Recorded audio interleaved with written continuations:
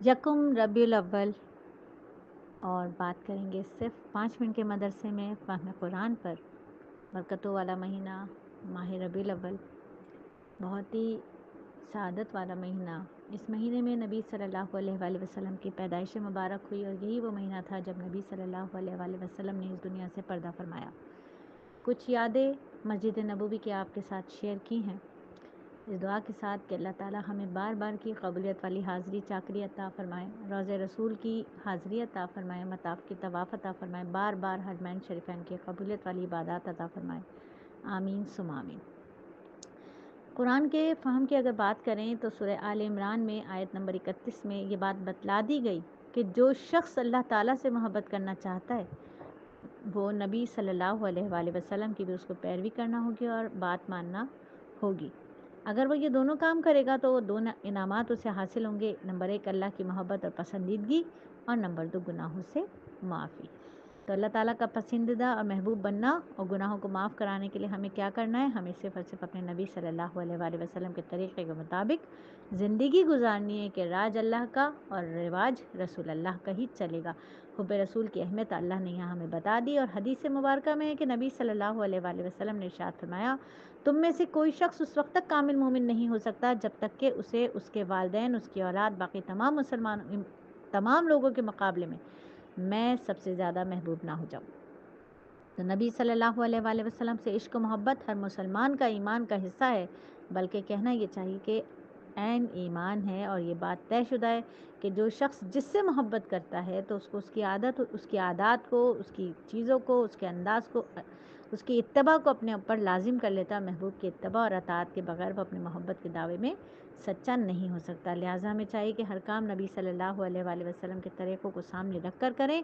کہ ان کے مطابق عمل کریں اور اسی میں دنیا آخرت کی کامیابی سمجھیں، اور سنتوں کا علم حاصل کر کے روزانہ اپنے گھروں میں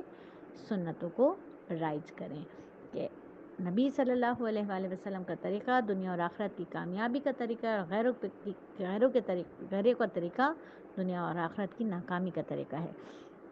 تو اللہ کے رسول کی محبت حاصل کرنے کا کیا طریقہ ہے؟ کہ دعا مانگتے رہنا چاہیے، اور یہ دعا داؤد علیہ السلام بھی یہ دعا مانگا کرتے تھے کہ اے اللہ میں تجھ سے مانگتا ہوں تیری محبت اور اس شخص کی محبت جو تجھ سے محبت رکھے، اور وہ عمل جو مجھے تیری محبت تک پہنچا دے۔ پھر نصیحت یہی ہے کہ نبی صلی اللہ علیہ وآلہ وسلم کی محبت کے تقاضے کچھ ہیں، اور وہ تقاضے ہمیں صحابہ کے بے شمار واقعات سے ملتے ہیں، کہ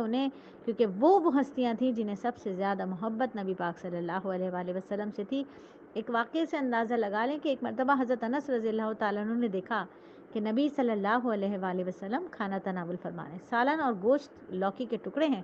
دونوں کا ملا ہوا سالن ہے۔ آپ صلی اللہ علیہ وآلہ وسلم کھانے کے دوران پیالے میں لوکی کے ٹکڑے تلاش کر کے تناول فرما رہے ہیں۔ حضرت انس رضی اللہ تعالیٰ عنہ فرماتے ہیں کہ اس روز سے مجھے لوکی سے محبت ہو گئی،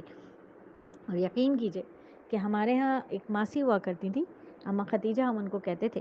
اور کبھی انہوں نے لوکی کو صرف لوکی نہیں کہا، وہ کہتی تھی لوکی شریف،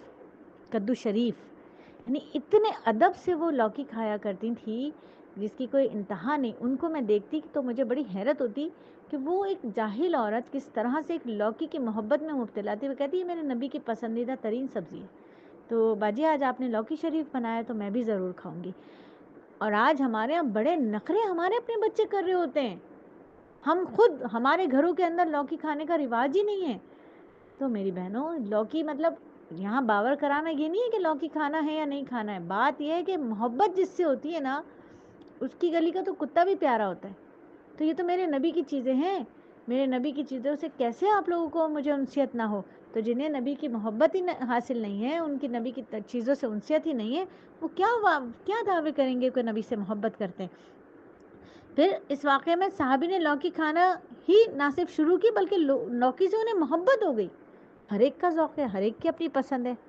دوسرے کے ذوق و پسند سے بدل نہیں سکتی اپنی پسند، مگر صحابی کی محبت اور عشق کا کیا انتہا کے ذوق ہی بدل گیا، اندر کی کیفیت ہی بدل گئی۔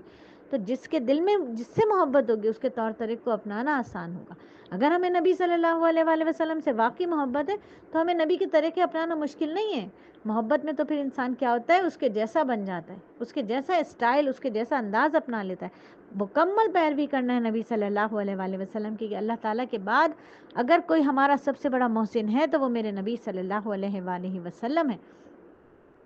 ہمارے نبی صلی اللہ علیہ وآلہ وسلم ہے. حرام کے پیسے سے اللہ کے نبی نے منع فرمایا حرام سے، تو ہر چیز حرام، ہر ناجائز بات، ہر وہ کلام جو حرام ہے وہ چھوڑ دیا جائے، ہر وہ چیز جو حرام ہے اسے چھوڑ دیا جائے، ہر وہ جگہ جو حرام ہے اسے چھوڑ دیا جائے، ہر ایک حرام چیز کو چھوڑ دیا جائے، ہر چیز کو جو نبی کو ناپسند تھی ہمیں ناپسند ہو، اور جو نبی کو پسند تھی ہمیں پسند ہو. یہ ہے حب رسول کے تقاضے.